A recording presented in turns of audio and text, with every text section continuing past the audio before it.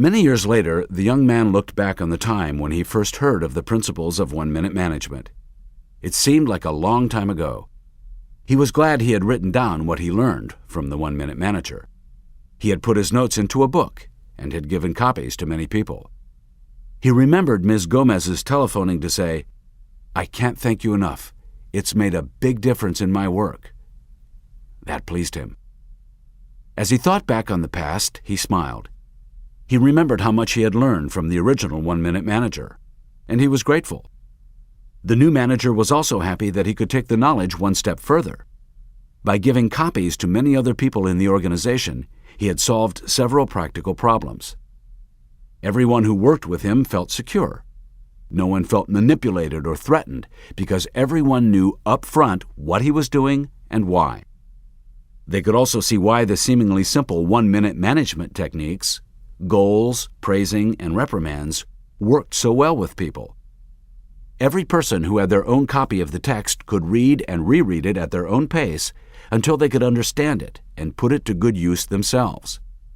The manager knew full well the very practical advantage of repetition in learning anything new.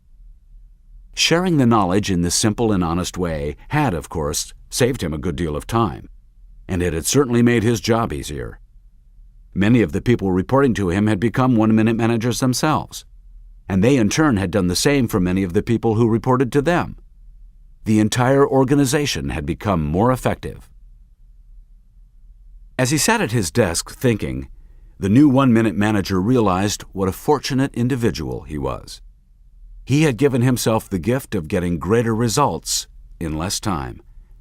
He had time to think and to plan, to give his organization the kind of help it needed.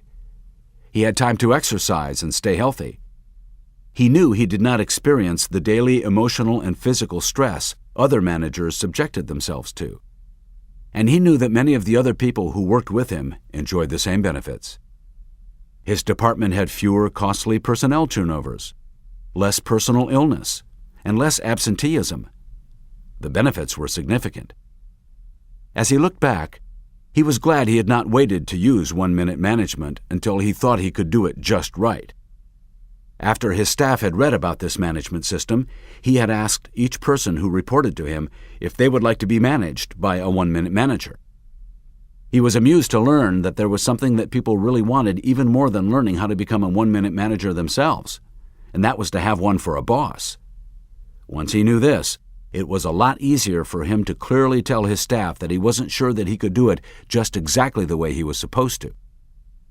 "I'm not accustomed to telling people how good they are or how I feel about things," he had said, "and I'm not sure I can remember to calm down after I've given someone a reprimand and reminded them of how good they are as a person."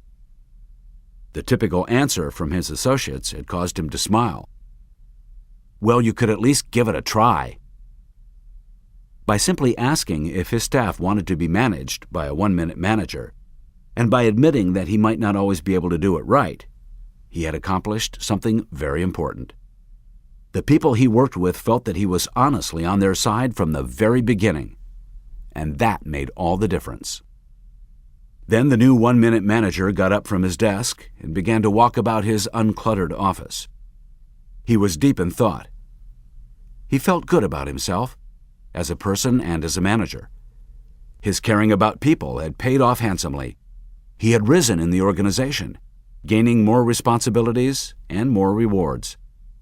And he knew he had become an effective manager because both his organization and the people in it had clearly benefited from his presence.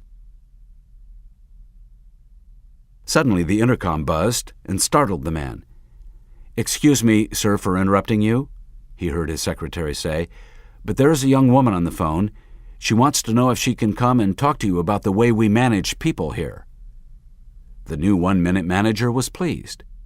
He knew more women were entering the business world, and he was glad that some of them were as keen to learn about good management as he had been. The manager's department was now running smoothly. As you might expect, it was one of the best operations of its kind in the world. His people were productive and happy, and he was happy too.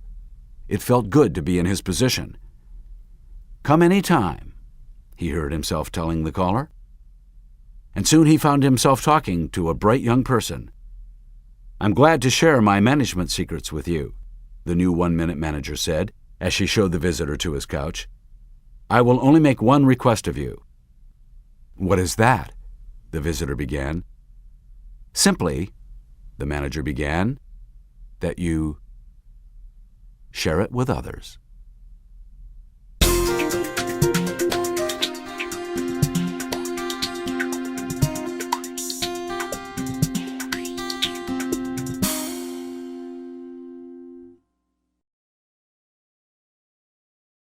We hope you've enjoyed this program from Harper Audio. To order additional cassettes or CDs, or to receive a complete catalog of Harper Audio and Cadman titles, please call us at 1-800-331-3761. You might also try our website, www.harperaudio.com. Thank you.